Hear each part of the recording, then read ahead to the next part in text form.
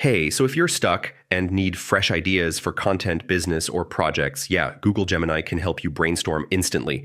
In this guide, I'll show you step by step how to generate ideas using Google Gemini in 2026. First thing, go to Google Gemini and sign in with your Google account. Start a new chat. Next, write a clear prompt. So instead of saying give ideas, mention what kind of ideas you need. All right, add context.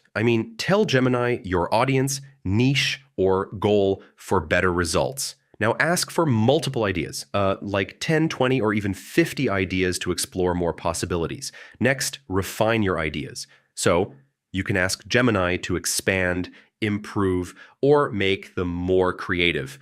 All right, organize ideas into categories. This makes it easier to choose and plan, and select the best ones and start working on them. You can even ask Gemini to develop them into full plans. So that's how you generate ideas using Google Gemini. Once you use it properly, you'll never run out of ideas again.